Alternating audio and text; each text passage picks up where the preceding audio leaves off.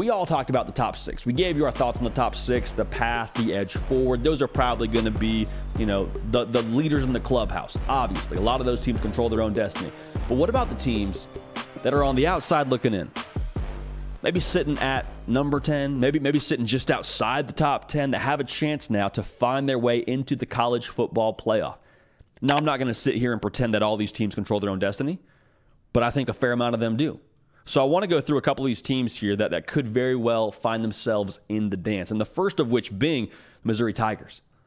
Now, they have the domino that they have to knock over this week at Georgia, because Georgia's the number 2 team in the country, and then after that they have Tennessee. So hopefully Tennessee will still be ranked if you're Missouri. But if you beat Georgia and you beat a ranked Tennessee and your only loss is like in the final seconds against a ranked LSU, and we'll see how that LSU loss ages.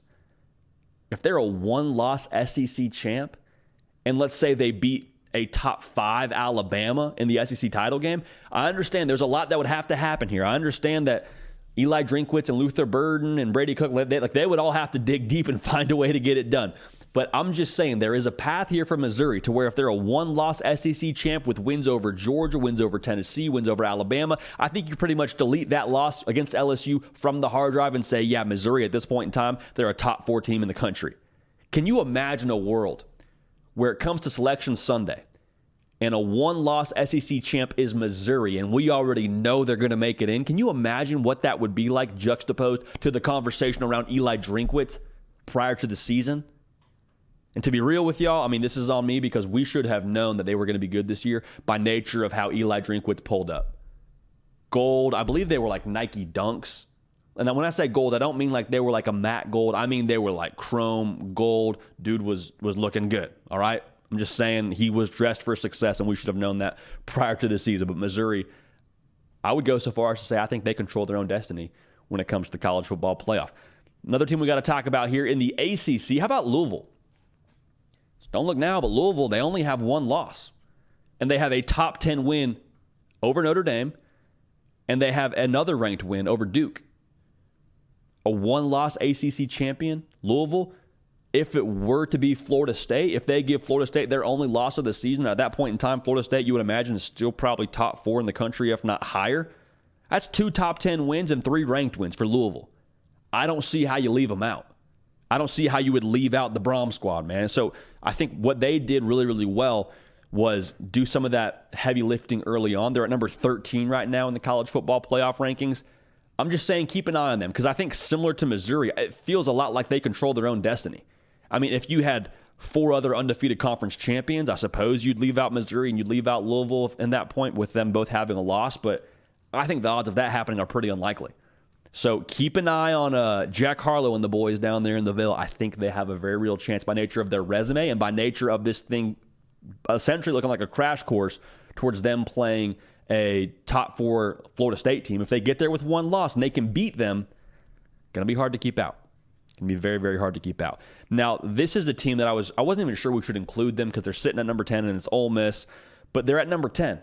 They're not sitting within the top 6. They're not sitting ahead of Alabama, obviously, because they did not beat Alabama. But with that being their only loss, same thing we talked about with Missouri. Like if that is their only loss, if they have 1 loss to a good SEC team, and they have Alabama, their best win obviously is over LSU, and then they play Georgia next week. And if their only loss is to Bama and they beat both those teams, I don't know. We'll keep an eye on this thing and how that shakes out because I understand that you probably need Alabama to help you out a little bit here to find yourself to the SEC title game.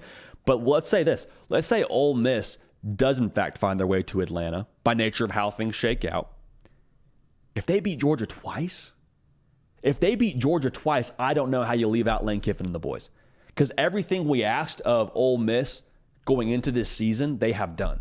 Hey, improve your defense. For the most part, they've done that with the exception of the LSU game. They're giving up right around 23 points a game. That's improvement structurally. When you watch Ole Miss on the field, forget the box score, they look like a better defense. We asked for Jackson Dart to step it up. He's done that. He was like 2-to-1 touchdown interception ratio a season ago. Right now, he is dealing it. He's running that offense with ownership. And Ole Miss is scoring a lot of points because of it. I understand it's not necessarily like the most probable path, but I do think Ole Miss just sitting there with one loss, that game against Georgia will be very impactful, and obviously they're keeping an eye on that Alabama-LSU game as well. Now, speaking of LSU, with their loss being to Ole Miss, and that loss continues to age well, and their other loss being to Florida State, you'll wonder where the committee would put them if they got some chaos. Because we've never seen a two-loss team in the college football playoff. But look at just how much meat is on the bone here for LSU the rest of the schedule. Let's say they beat Alabama, and let's say they beat Georgia in the SEC title game. You probably need a Pac-12 champ to have two losses, and you probably need a Big 12 champ to have two losses.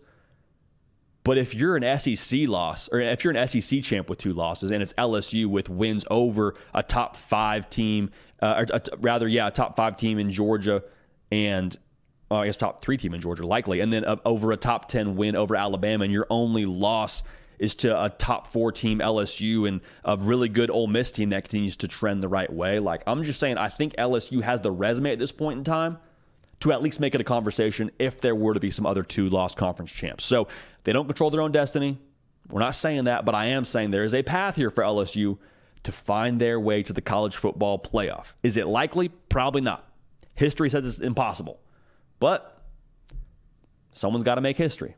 Might as well be LSU. So a lot of SEC juice there by nature of the way these schedules are backloaded and by nature of potentially playing a Georgia in the SEC title game. If it's Ole Miss, maybe you play them twice.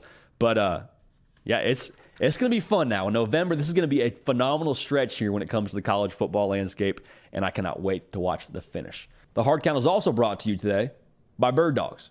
Now, we're moving into what I like to call frosty windshield season. Check the temperature when you wake up. It's 30 degrees. Maybe it's 40s for some of our friends in the Northeast.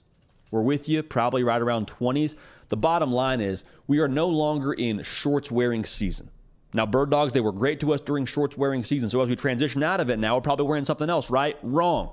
Bird Dogs, they got shorts, yes. They got great joggers. They got comfortable pants you can wear for work, so you can, one, look good, because that's the way the Bird Dog operates, all right? They're going to make sure that they have the best styles. It's not something where you walk out there and you're sacrificing comfort for the way that you look, and you just roll out of bed wearing something that just looks like you found it off the clearance rack. It's not Bird Dogs, okay? They're going to take care of you in that sense with how you look. Also making a great purchase with how you feel using Bird Dogs, okay? Like I promise you, you will walk out there and you will feel like you are wearing something you could go work out in whenever you go to work. You could probably squat in the khakis that they allow you to purchase via Bird Dogs. So go ahead and redeem code JD at checkout with birddogs.com and receive a free Hydro Flask style water bottle. So again, code JD, birddogs.com.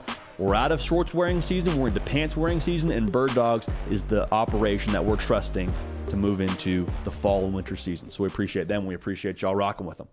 Hey y'all, thanks so much for watching. Subscribe to the channel here to make sure you don't miss an episode of The Hard Count. Also be sure to check out other videos on the On3 YouTube channel.